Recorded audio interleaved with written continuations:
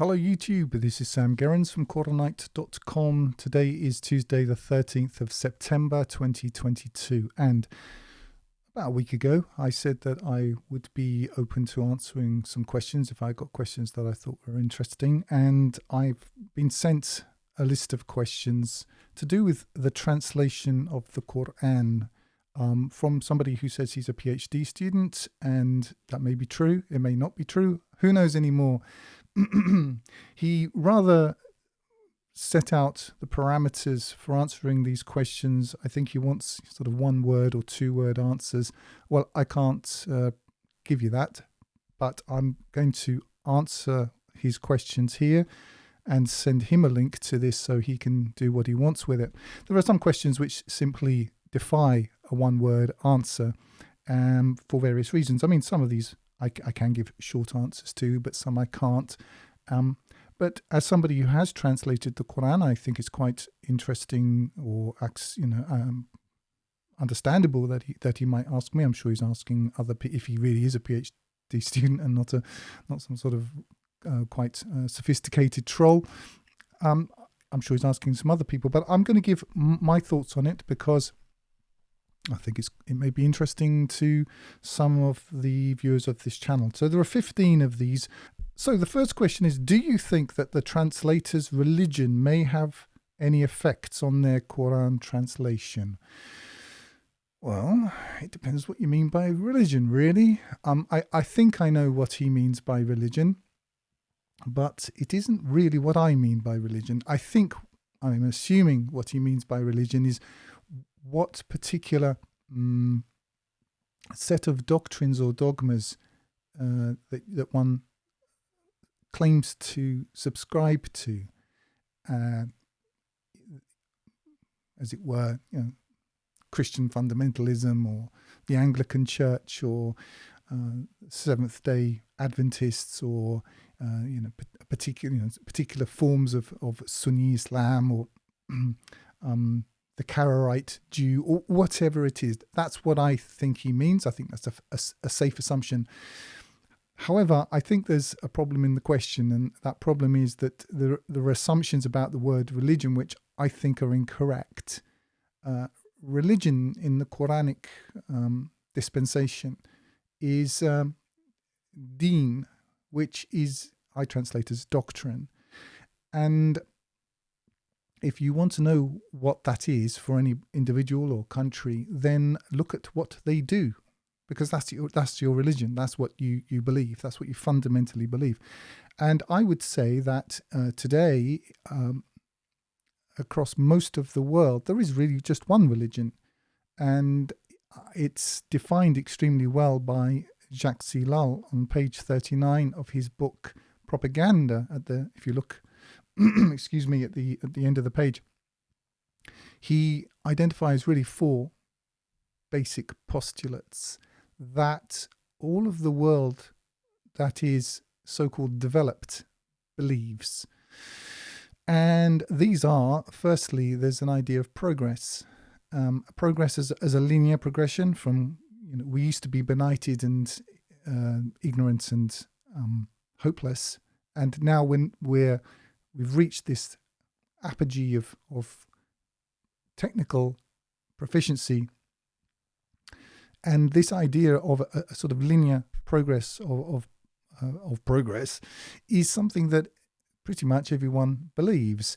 The second part of this is that happiness is the purpose of life. This wasn't believed in the medieval Christian, what used to be called Christendom. It wasn't believed in the Islamic civilization. But you can be pretty sure that most people who live in what I might term the fuller West, which is anywhere which has technique, which has factories and measures GDP and all of that, which is everywhere now, they all basically believe this. So this is the second part. The third part to it is evolution, which is really attached to the idea of progress, and this is more fluid within certain religions in the sense that he means the word. And the last is kind of atomism, which is that what is the so-called natural world is just there because it is. It is its own thing, which is really a form of pantheism. But this is what everyone believes. They don't question it because it's the water in which the goldfish swims. He doesn't realize that that's the water. So I'm sorry that this is a bit of an obtuse answer, that I actually don't accept the assumptions in the question. So, but within the terms that I've just described, certainly a translator's religion will have effects on their translation of the Qur'an, because translation of anything is to do with understanding. When you translate something from one language into another, it's not simply a linguistic passing of data. That data has to be understood, and it has to be understood in terms of a worldview. And so certainly within that context, a worldview, and pretty much with some local colour, there is one dominant worldview today. That dominant worldview will certainly colour a translator's work. So that's question one. Question two, do you think the translator whose mother tongue is Arabic has an advantage over others in translating the Noble Qur'an? Well, I'm assuming he means translating it into English. I would say yes and no.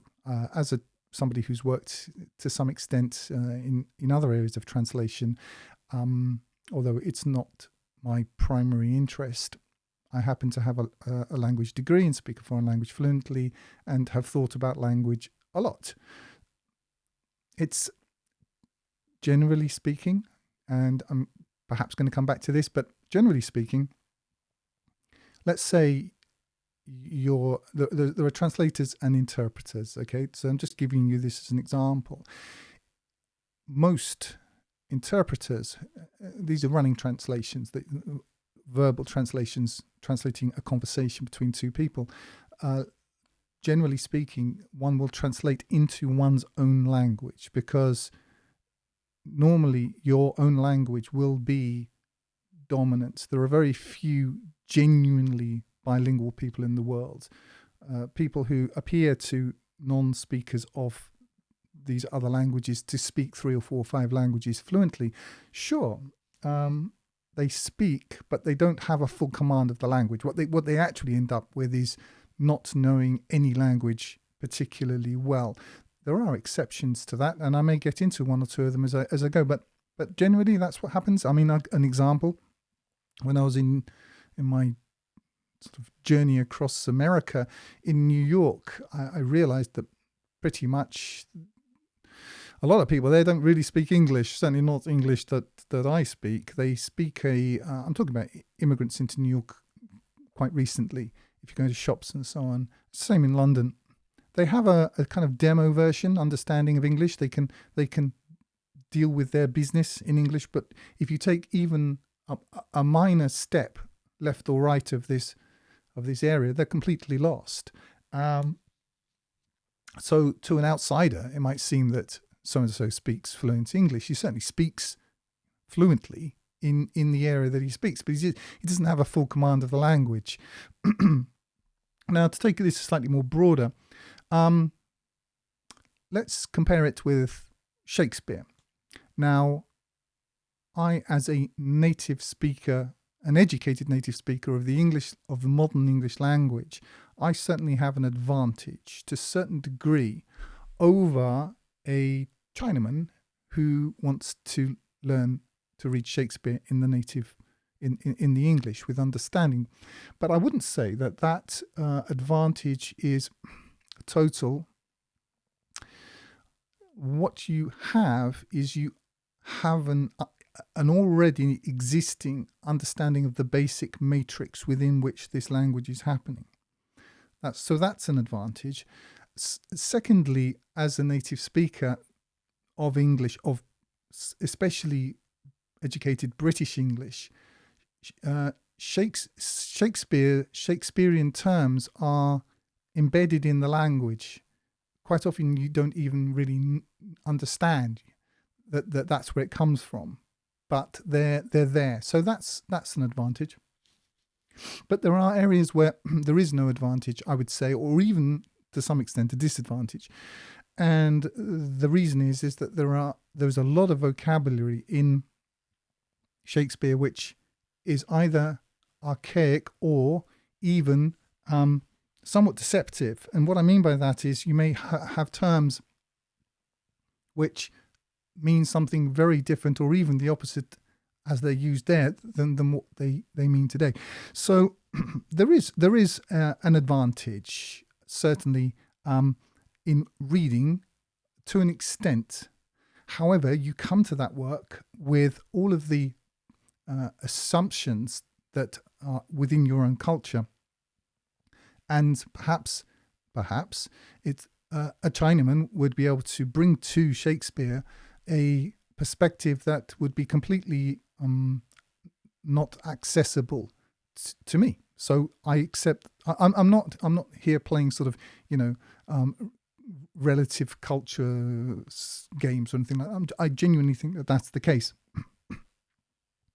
However, if we're talking about translation and translating into English, so obviously English is the language of Shakespeare. Let's sort of turn it around. What kind of advantage would I be at as an Englishman translating Shakespeare into Chinese? I would say there is a certain advantage in the terms that I've just identified, but my command of Chinese is likely to be wanting. So I go back to what I said in the first question, which there is certainly an advantage of translating into one's own native language, just by definition and professionally in the area of translation, which is not my primary concern, but is something that I've been attached with in various ways. The norm is to translate into your own language from the language. You translate into the target language. That's generally the case. As concerns the Qur'an specifically, which he mentions in this question, I think that it's really, in my view, down to hermeneutics. I don't know whether I might as well just do this now. My translation of the Qur'an is really an attempt to apply to the Qur'an the claims that it makes for itself, that it is from God, that it is complete, and that God will preserve it. So I take this as it were, the postulates. I treat the Qur'an as a complete revelation, as a fully formed data set.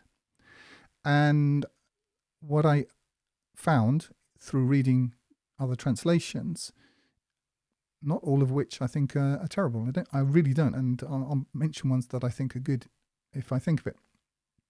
I found that what you actually had were assumptions brought in from another literature as to the meaning of particular words. It wasn't that I, as a sort of modernizing person, came to the Qur'an and thought, oh yes, I'm now going to explain to these poor benighted Muslims what it is they haven't been able to understand. It really, really, really wasn't like that for me.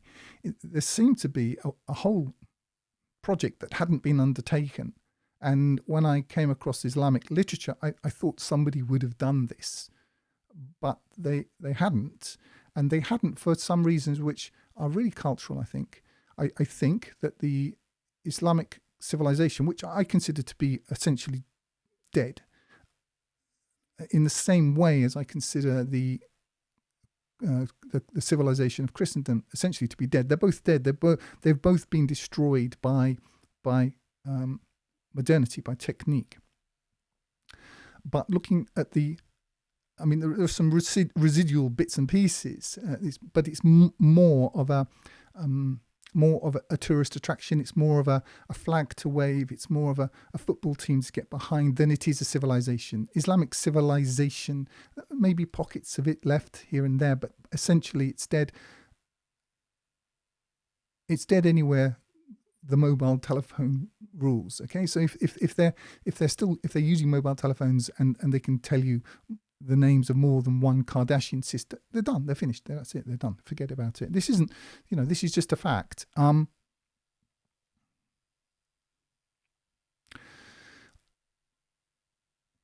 What I saw was that there are assumptions drawn in to the understanding, and this is, we go back to understanding, because translation is about understanding of very particular words in the Qur'an itself, which assumed conclusions.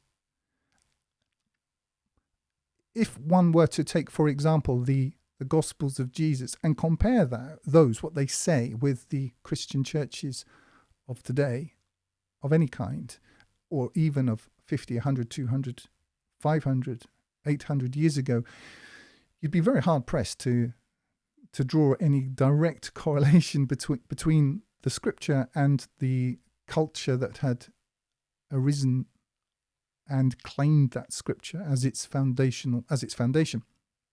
Well, that's certainly the case, in my view, with what is called Islam today. You would be very hard pressed to take what cultural Muslims call Islam and really see any correlation between that and the book they claim as their foundational scripture. And that's not necessarily a terrible thing or anything, but for me, it meant that the Qur'an itself, there was some work to be done. Now, I don't see myself as an innovator, really, of any kind. Maybe other people see it differently, but I don't see myself in that way. I regard myself much more as an archaeologist. I'm really just brushing away, trying to get to something that correlates to this book, which claims to be from God, to be preserved and to be complete. Excuse me.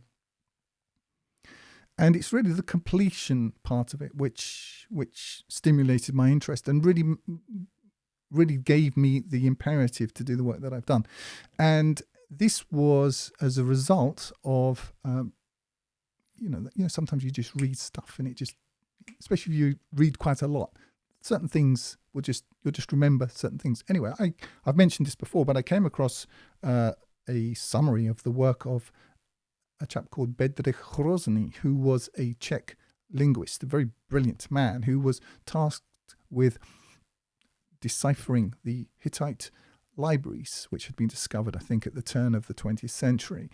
They were written in cuneiform, which was known to scholars, but the language itself had been lost. Now, what he did was he went to this library of, at that point, meaningless text and reasoned, well, this was an agrarian society.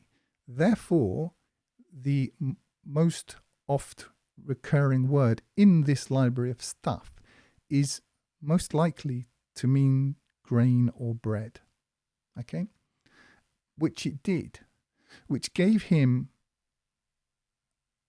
as it were, something of a Rosetta Stone, something to start with.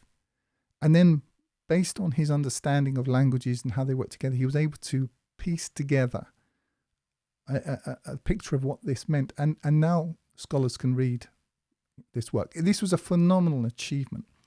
And I realized that essentially what had happened was that there was this book. How would I approach this book, the Qur'an, if I had found it if it had been discovered in, Qumran or something, or, locked in a box on the North Pole?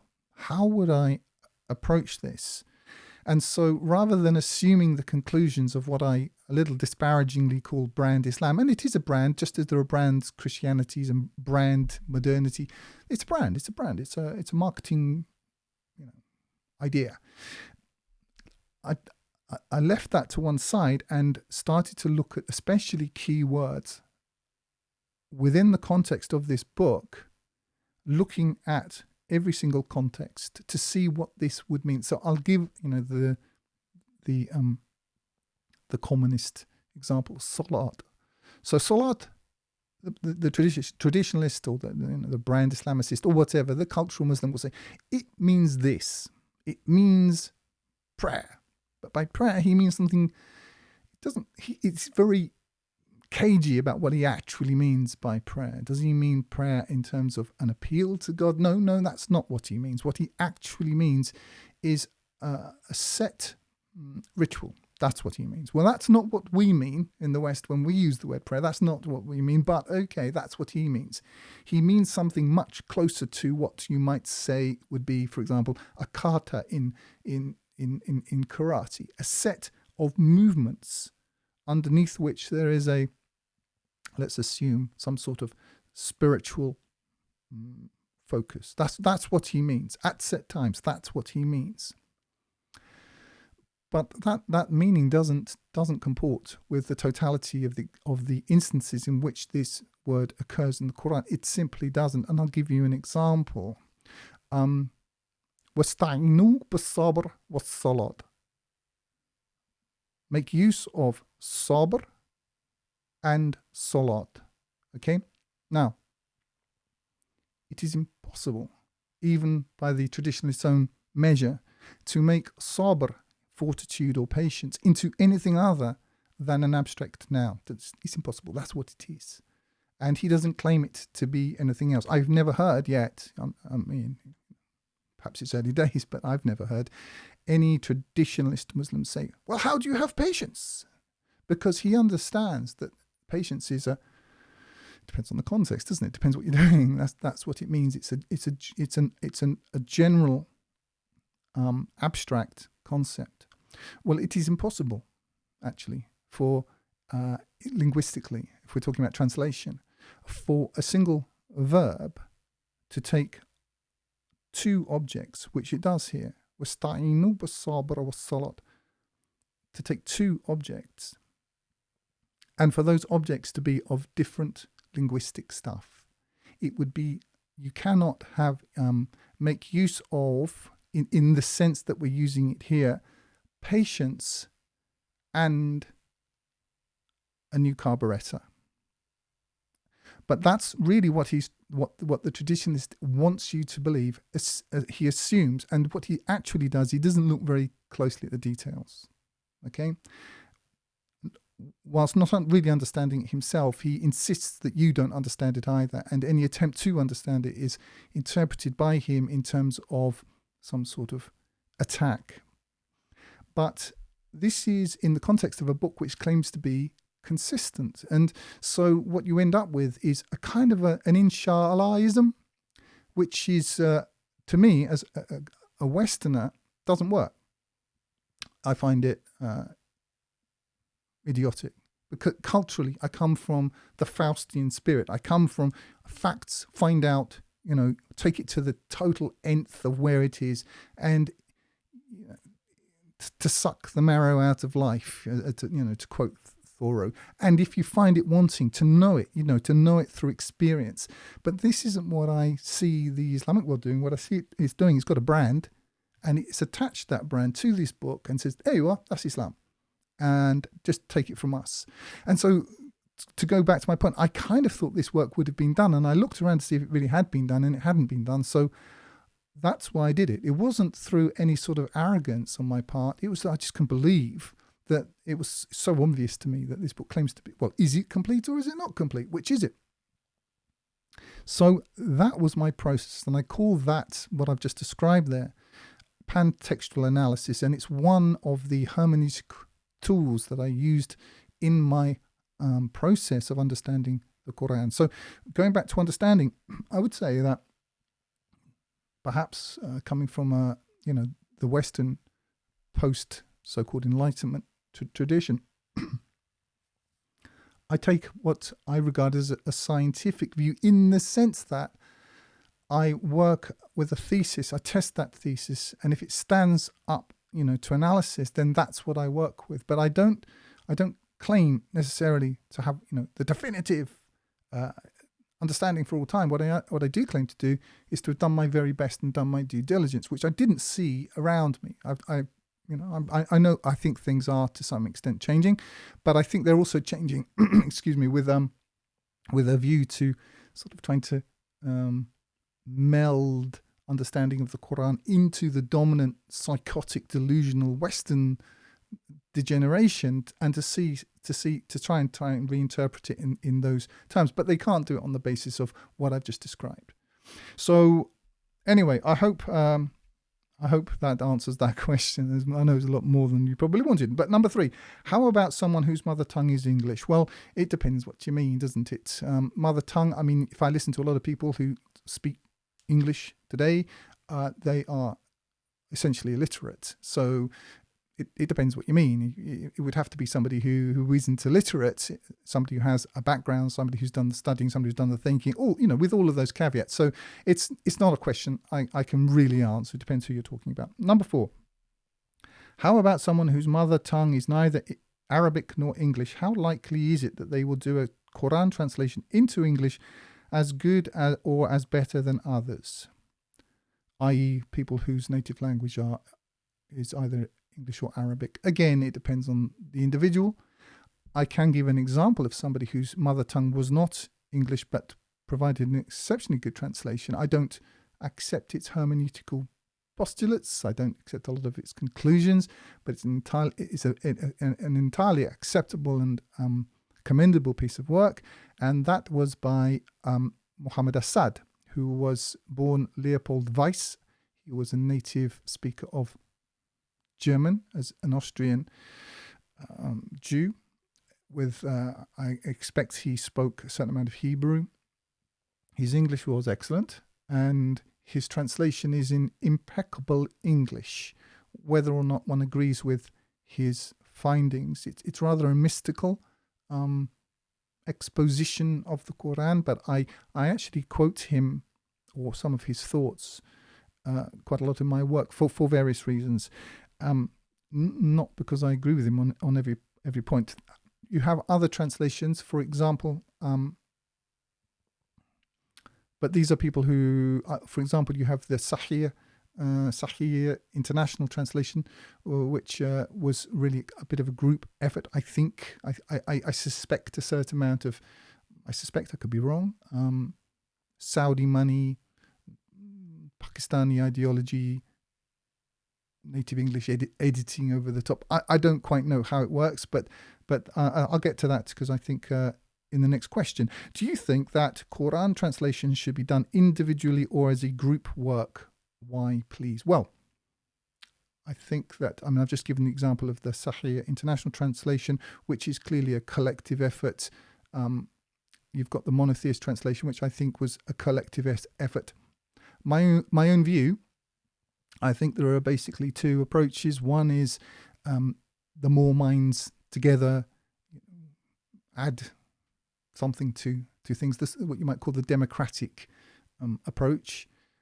That's not me. I don't believe in that at all. I think it's damned before you begin. And then you have what you might call the kind of the aristocratic approach, which is one man has a vision and either he achieves it or he doesn't. That's me.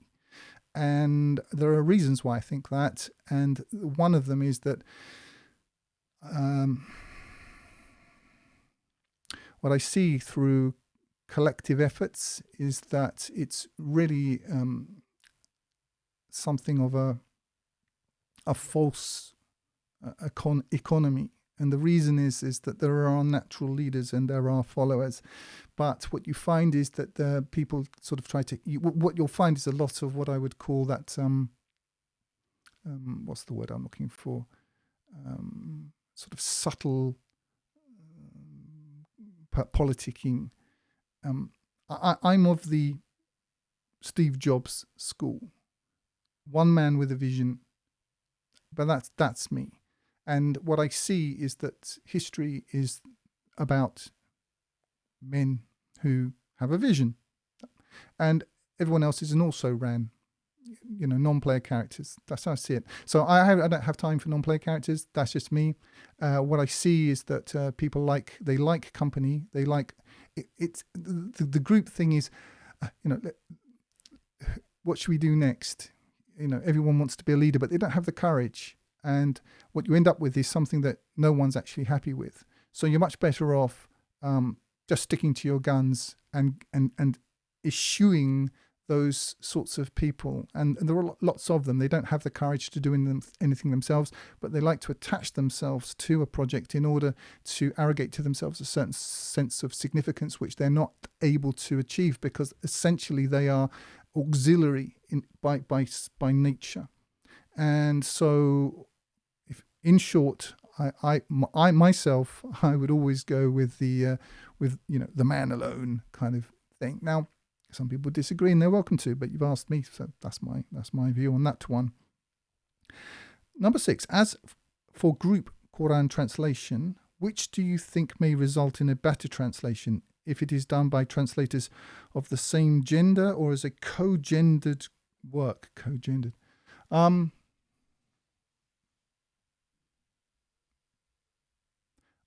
In the current milieu, I'd say women are they're a problem, and the reason is that the environment is so politicized now that women are really a fifth column in Western society, and are viewed as a sort of oppressed minority, and therefore you kind of have to listen to any errant nonsense that comes out of their mouths because of their identity politics. So I wouldn't work with one, and I certainly wouldn't hire one, which is a shame because I'm sure that there are some very talented women, but they've been weaponized to an extent that they're actually a liability to any serious project because they can come back. There's always a whole range of exceptions in their case, and yes, I wouldn't hire one. I wouldn't hire one because the reliability, and it's quite clear that you would lose a lot of talent. There is a very good translation of the Qur'an into Russian by a woman, which is very popular here. I have to say I haven't read it, but I understand that it's a very good translation. So women often have a very good, superior facility with language, just by virtue of the fact that that's their primary weapon, genetically. So that would be my answer. I think that it would be in the West. That may not be so here, but in Russia. But in the West, women are really a political resource for collapsing the society. So today, would I work with one? Would I see that as an advantage necessarily? No, I wouldn't. But you find that mainly women talk about, themselves as a woman. I think this. Their reliability, unfortunately, they've been made that way, and unfortunately, you lose a real talent pool. Would I hire a woman, on a sort of distance basis as an editor or in some sort of auxiliary capacity? Yes, certainly. But to bring one in, I wouldn't bring anyone in. I wouldn't bring a man in either now. So that's really the answer. But there are other reasons why I wouldn't work with a woman on an important project, up close and personal. I work with men because men understand. Some men, non-liberal men, understand that there's a price to be paid for everything that you do, and in terms of blood and money and effort and all of this, and they're not going to claim, just let me off because I was having a bad hair day. You don't get that. I have in my professional life worked with some exceptionally professional women who were great at their jobs, but I wouldn't hire one in the West for the reasons that I've just given, and I don't think that working closely with other people is an advantage in a project of this kind. That's how I see it. And in fact, the word co-gendered, do you know what I mean?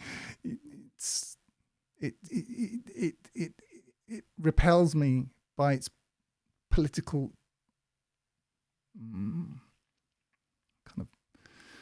It's almost got that irradiated political microwave death vibe about it right there. Co-gendered, it's ghastly, isn't it?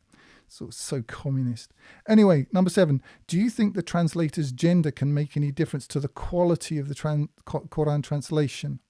By definition, no, I don't. I think that, as I say, there's an exceptionally good translation into Russian of the Qur'an by a woman. So she took responsibility for that project. Her name is on that project, and so I don't think necessarily that's the case. I will add some caveats. However, I think any sort of politically feminized translation of the Quran is a joke, fundamentally, which she didn't do, by the way. I mean, Russia isn't as ill as the West. It's on the same basic trajectory, but it's quite a lot, 40, 50 years behind in its particular form of sickness. And her translation, I guess, was done, I don't know, mid-80s, something like that. So before all the kind of real psychotic heavy artillery was brought up to the front lines of the body politic. I will say that the Quran is directed to men. The language is unambiguous, and all the prophets in the Quranic dispensation are men. There's no escaping from this. So I think any woman who brings her, or any man, in fact, who brings a feminist virus to this book is going to be denied access to it by definition. That's my view. Now, a woman who doesn't have that certainly can add something, and I'm not saying women have made some of the best translators of other work that exist, and as I say, they tend to have a facility for language and complexities and subtext that many men, not all men, that a lot of men don't have access to because they don't notice it, but women notice that sort of stuff. And I think that can make a woman, a natural woman, I'm talking about a normal, what's the word I'd be looking for? Kind of mutant woman, just a natural woman. You remember those? If you're old enough to live through the 1970s, they still existed. I'm talking about a woman who is not always talking about her opinion as a woman who doesn't use words like mansplaining and the psychotic, delusional, sick women that really populate the West today. So that's what I'm talking about. Why, just because she happens to be biologically a woman, I would say there's a lot you have to add to that. Are they psychotic? Are they deluded? Are they insane? Have they been weaponized by a sociology degree? All of that stuff. And in the West, you're going to be very hard pressed to find those kinds of women. They still do exist, but it's like finding a diamond in the rough. So this is a kind of rambling answer, but I would say it's very hard to find a woman in the West who is qualified because she's already spiritually sick, because she's been the recipient of such a huge amount of indoctrination, brainwashing, and so on, that you can't help them. And an attempt to do so is not egalitarian, it's delusional. That's the way I see it. So thanks for asking. Next. Could some specific knowledge, for example, of exegesis, literary poetics, musicology, history, etc., be helpful in translating the Holy Quran better? Sure. I would say that all of those things would be useful, but I don't think that they alone are sufficient. I think what you really need is, to be a poet, to be perfectly honest. And by poet, I don't mean somebody sitting there waiting for the muse. I mean somebody who can channel the entire civilized zeitgeist through his nervous system. That's what I mean. And survive and think. You need to be able to do that. And I don't think an awful lot of people can, to be perfectly honest. I think you have to have a calling. If you want my answer, that's it. I think it has to be your destiny. Not to put too fine a point on it. And I can't explain how that works. Number 9. This is a question of translators' personal opinions, please. What distinguishing features do you personally believe make your own valuable translation of the Holy Quran a unique one, different from other existing translations? Well, I think I've kind of answered that. The fact that I approached it as a complete thing, the methodologies that I've developed, which I see as a Faustian Western person, as something that can be developed and improved upon by other people. I don't see my work as definitive. I see it as a demonstration of a methodology which can be improved upon by others and should be. So that's the way I see it. I think that that's one of my contributions. I think the second one is really the reason why I wrote it, the reason why I did this. If you want to understand what I've been doing and why, then read the God Protocol, because that's what I've always been about. I realized through reading the Qur'an that it contained a protocol, and this protocol is quite simple. It's a messenger goes to a people, warns that people, is denied and rejected in all cases except one, the case of the prophet Jonah.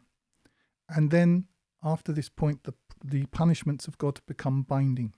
Now, upon that community, I see us as in a single world community, which is on the brink of a type of tyranny which the Caesars could only have dreamed of. The combination of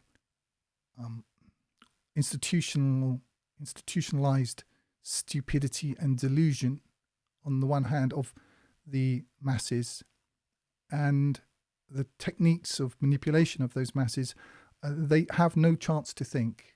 I'm not arguing with this. I'm just telling you what it is. You cannot. You are, if you are able to think, you are now functionally a ghost in the society that you live in, because you're surrounded by people. If you've ever seen the Body Snatchers, okay, that's kind of what you're living in. I'm not inveighing against this. I'm just describing the milieu. So the tyranny that's coming will be total. I think there's a large amount of kind of thinning out that needs to happen, which we're in process of getting rid of the useless eaters. And I'm not here to defend useless eaters. I'm not here to inveigh against tyrannies or anything like that. I'm just saying that in my worldview, I don't hold the masses accountable for anything. In the same way as you wouldn't hold a 4-year-old child accountable. They're children, and that's how the elites see them. That's how I see them. Why would they be able to think? Yeah, that's the way I see it. Of course, it's axiomatic that they of course. Where I take issue is with the ruling elites, who Quranically have a responsibility to lead the plebs in a direction which is righteous. And the fact that you can lead them in any direction has been demonstrated. We've had an object demonstration of this in the last few years. In fact, two. One being the disease which has no name. I mean, you can train them to do anything, absolutely anything. And, that's been compressed into a very short period of time. And it's there on the back burner as a sort of repeating cycle. And what they've told everyone about Russia. So they're functionally idiots, okay? Functionally. I'm not saying that they are idiots. Of course they're not. They may be a very good programmer or whatever it is, but functionally, politically, they are irrelevant. Absolutely irrelevant. And so my issue is I ignore all of that, and I look at I'm interested. I don't care about the monkey. I'm looking at the organ grinder. So the reason why I did my work was because the elites, they always warn us. They always do. There's a concept in America, in American movies, the Miranda rights. You have the right to remain silent. Anything you say can and will be used against you. And you have a right to a lawyer, blah, blah, blah, all of that. Once they've said that to the arrestee, they enter an entirely new legal geography. And the elites use this. They use it against everyone. They use it through films, mainly popular films. Any blockbuster film pretty much will have a thing in it, the moral payload. They have to tell you what they're going to do to you. They actually have to. There are reasons for it. One is mocking the victim, but the other one is making you accountable. If you read the Qur'an, Shaitan says, I called, you followed. I am quit of thee. That's how they work, and they work that way because that is how God has created this universe. It's called moral accountability, and of course, you have a delusional herd of people who have no moral accountability. This is the defining characteristic of the entire wokeism. No accountability. They have entitlement, but there's no accountability for anything. It's never their fault. You'll find this. This is true to psychopaths. It's never ever their fault. It's never their fault. You'll see. Once you get kind of alive to this, you'll realize that it's never their fault. Not ever. So the reason why I had to have a translation in English, which is the world language, it is the language of the elites. I had to have a translation that made them accountable, and so it forms the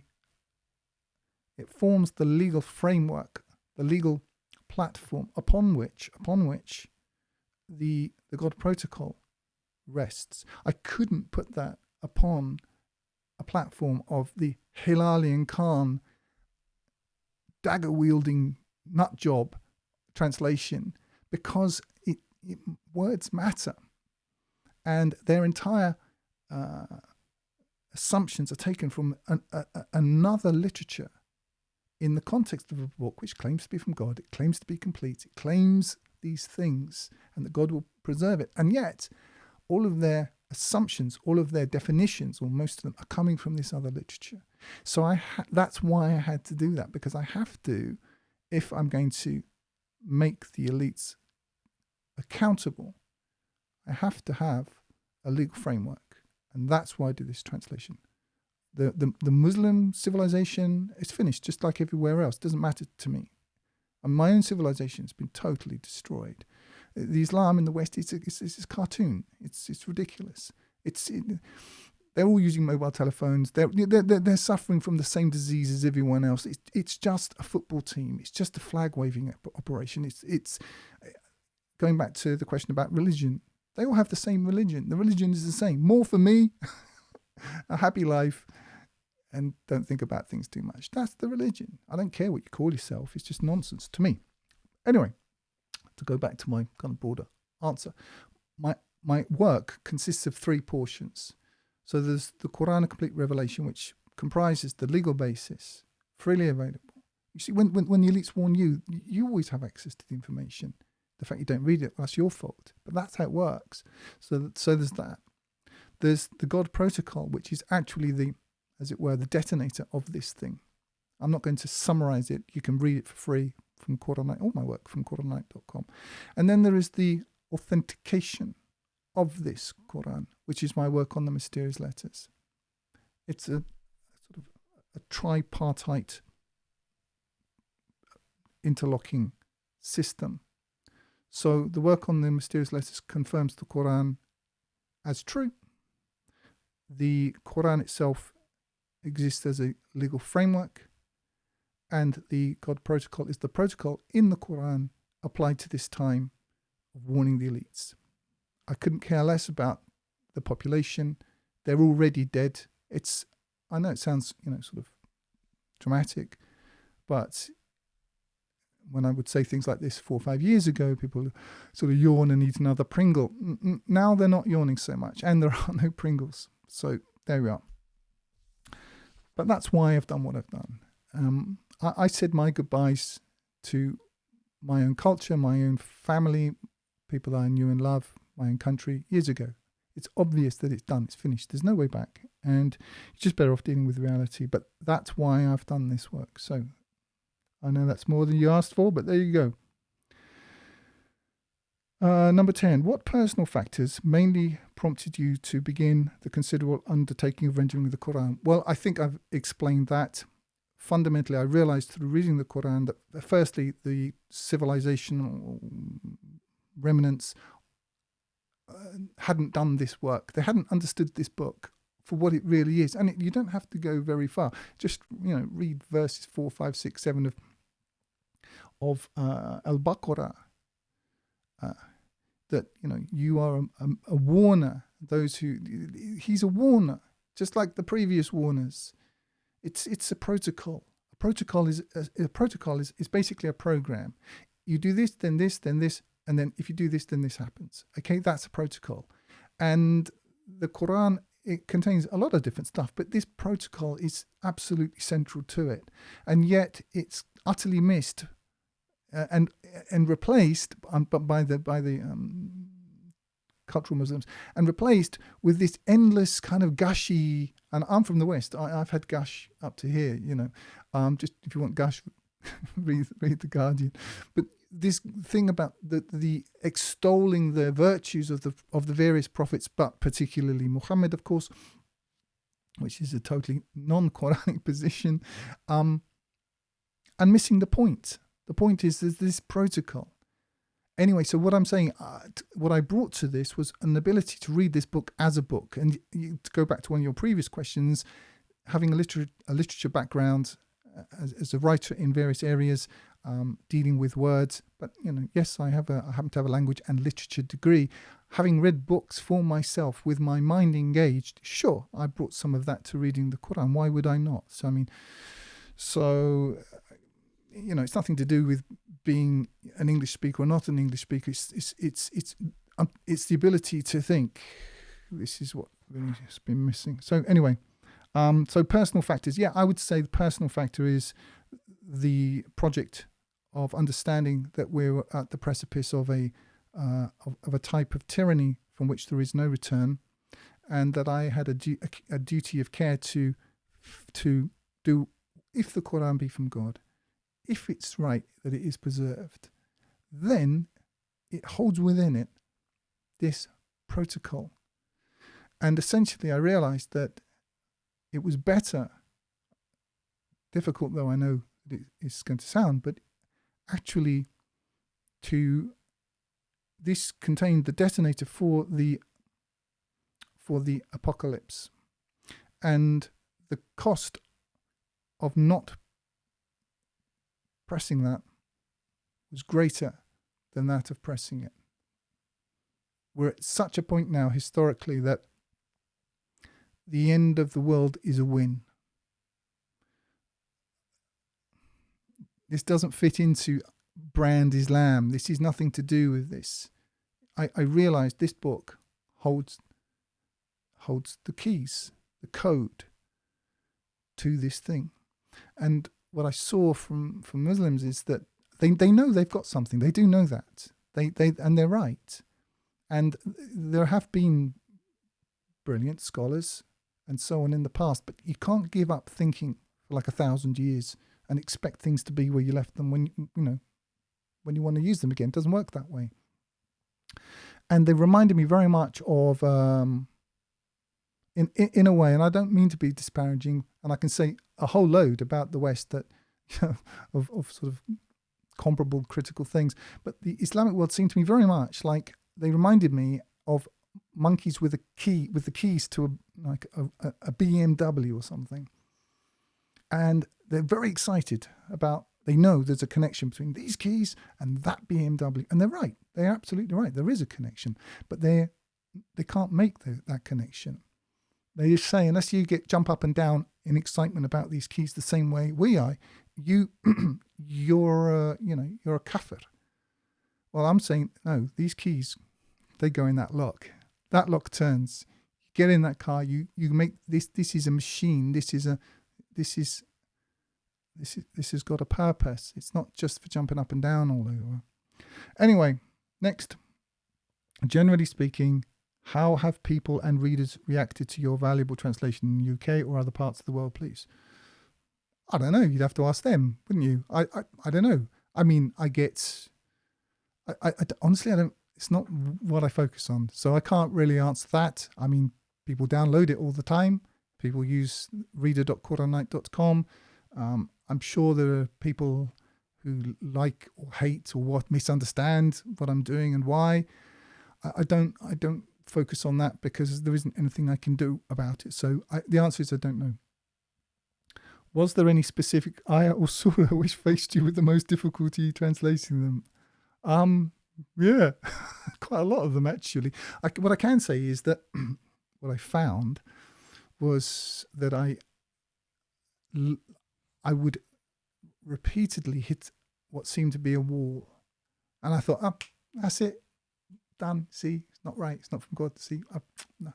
And what I would find is that I would dig further and find, you would open up this, like in Russian it's called второй дно, like a second floor opens up.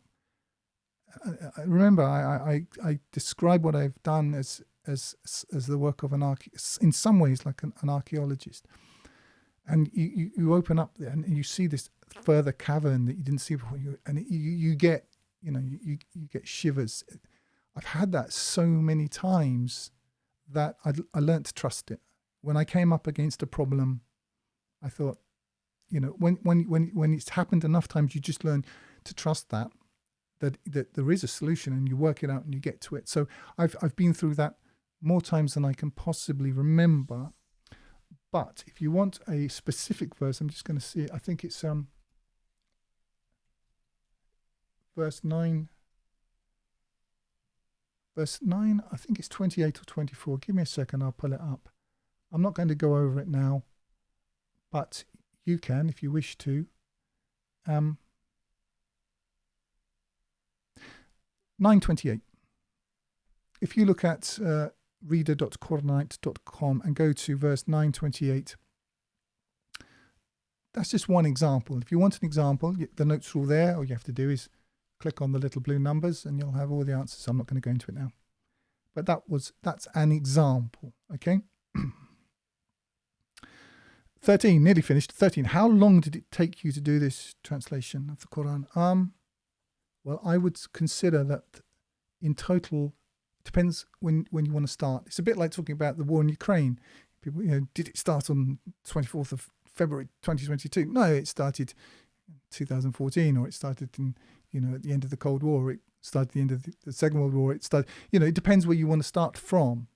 I would say that I've always been doing it, actually. Every skill that I've ever learnt has been employed in some way in this work. I think that I was born to do this work. I believe in destiny. So I think I was just, from the moment I was learning English from a mother who you couldn't ask for a better person to learn English from, to then the technical skills that I picked up, the language skills I picked up, the literature background that I've got, the religious background that I've got, the learning of the Arabic and all of this. So, when do you want to start? However, if you want to just disregard, as it were, the whole backstory and start, if you're asking when my February the 24th, 2022 was, then it was about, I think it's 2014. That was the point at which my wife and I decided that we were going to nail our colours to the mast and commit career suicide, which it is, and to do this. And so the work has been iterative. I specifically chose to avoid universities because I think they're completely discredited for some of the reasons that I've sort of touched on, specifically to do with weaponization of women. But there's a whole lot more wrong with the universities. They're not centers of learning. They're indoctrination and debt creation centers. That's what they are. And I didn't want that. So I had no crucible. You see, normally you would work with around other people with other areas of speciality who can then, in some ways, you can bounce ideas off, who can read first drafts and all of that sort of thing. I didn't have any of that.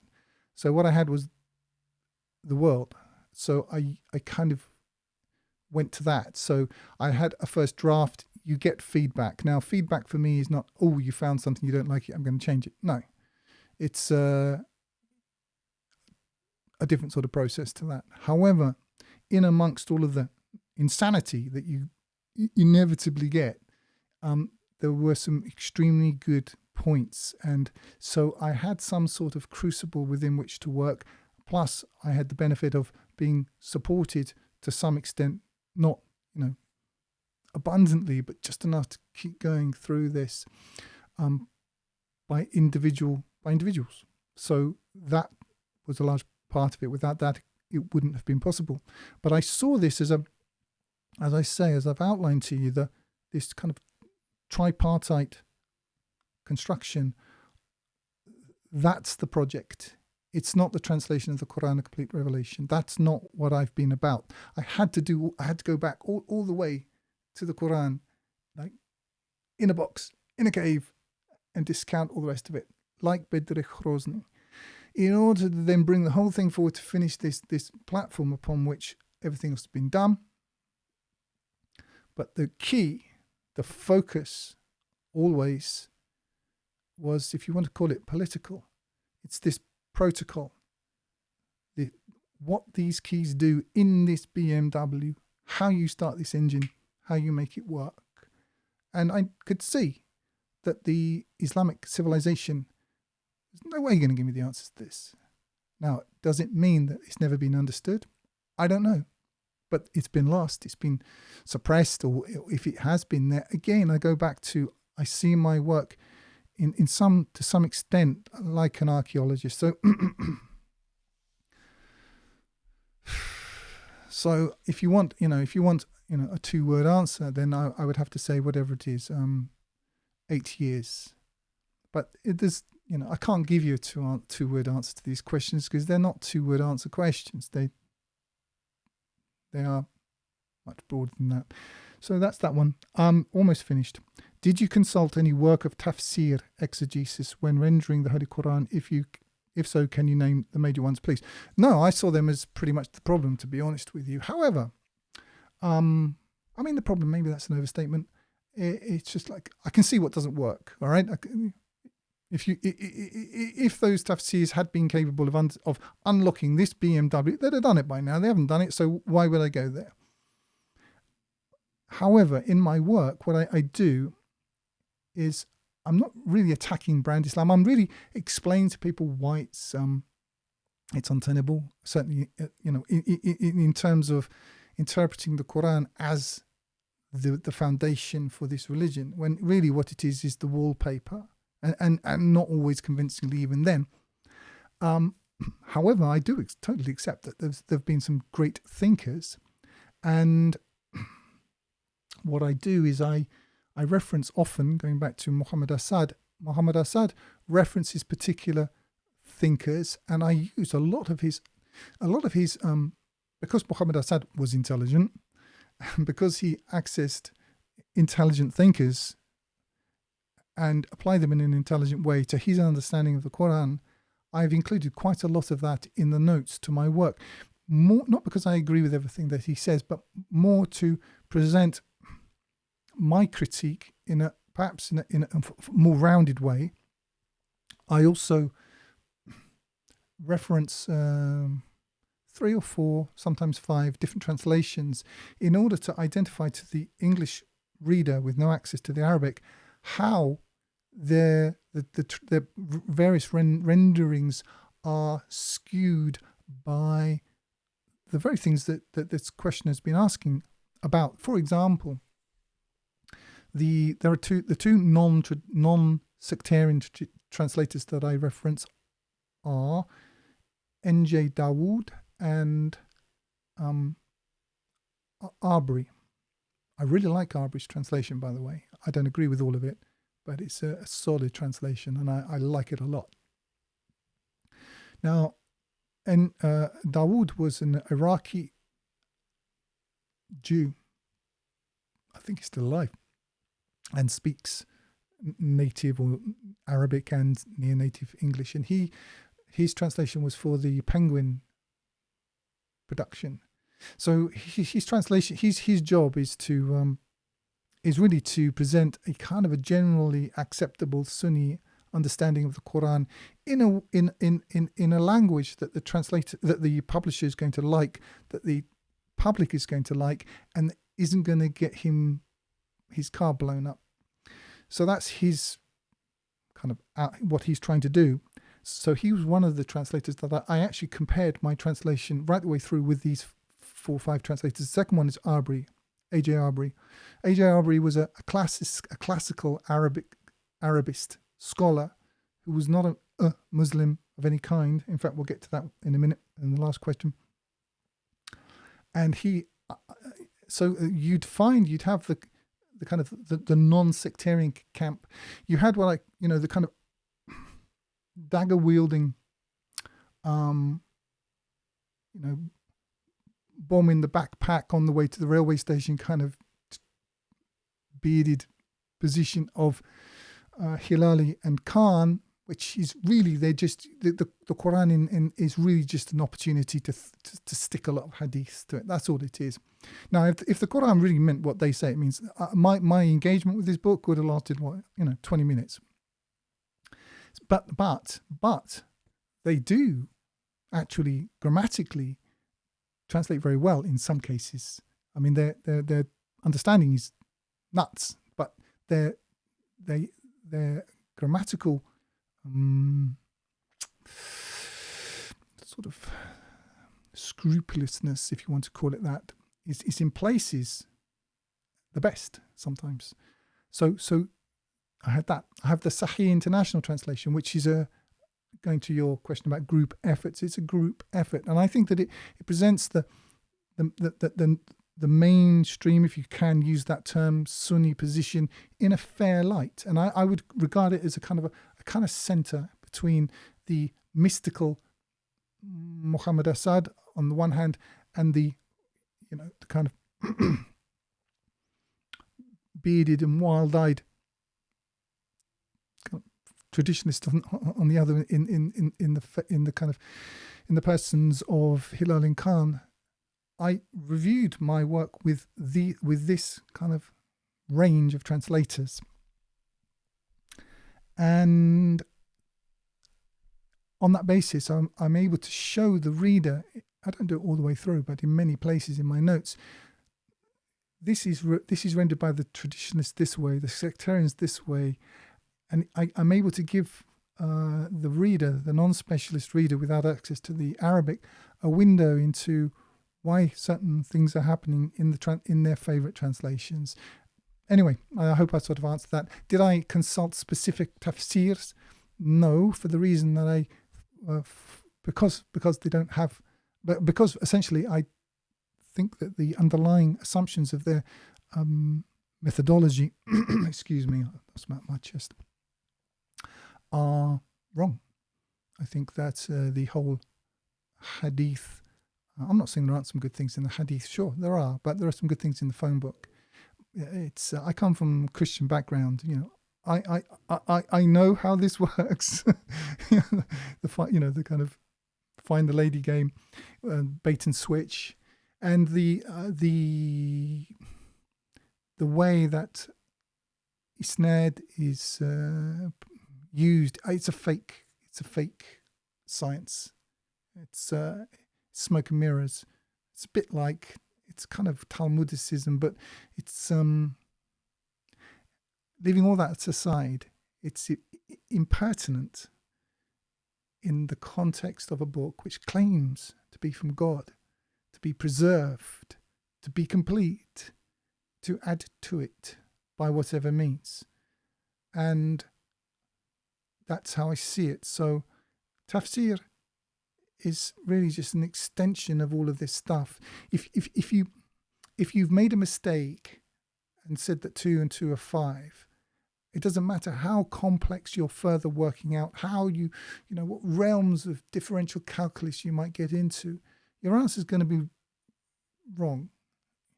So having understood that this is what had happened, I took my cue, as it were, more from people like Bedr Khrozni, from my broader reading of the kind of literature that you've mentioned in your questions, a much broader reading of a non quote unquote religious reading, an ability to think, and going back to this destiny thing, a sense of destiny, a sense of duty.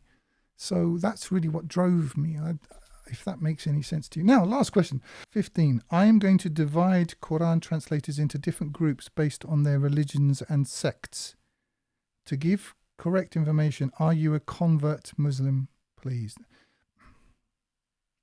This is really like the first question. In my view, the question presupposes a misunderstanding of reality at this time.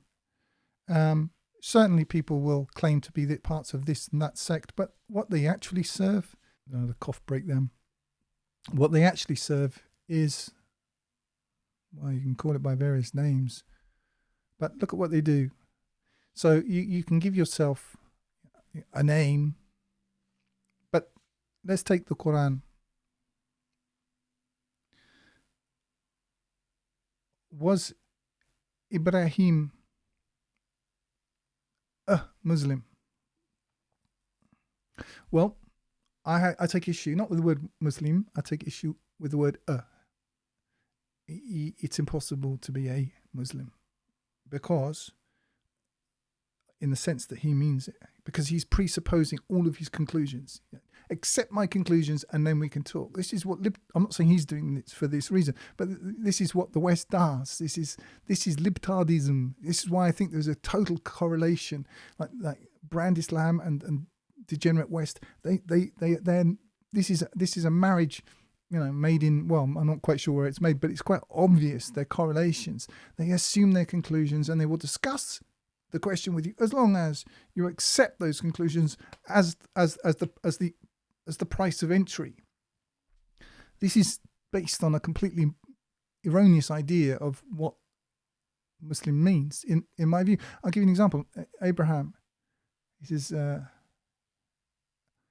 God tells him to submit, and he says, Aslamtu li Rabbil A'lameen. I have submitted to the Lord of the worlds. Now, are you going to tell me that he was a Sunni Muslim? A Muslim? Are you going to tell me that he was a Shia Muslim? No, you can't say that. If you're going to say that, then, which madhab did you belong to? I mean, once you start applying, actual reason to this, it becomes ludicrous really, really quickly. I'll give you an example, a correlation between what I mean when I'm talking about a pregnant. You're either pregnant or you're not. There's no about it. And being pregnant isn't a philosophical position. It's a fact. And so that's my answer. I totally don't agree. I don't accept the assumptions upon which the question is based. I don't accept them. What they mean by a Muslim is someone who accepts this religion, which bears almost no correlation to the book it claims is its foundational scripture. The price of entry is to say something which, were it invented today, I'm talking about the so-called shahada, would get you killed as shirk. But that's the price. That's the price of entry into this religion.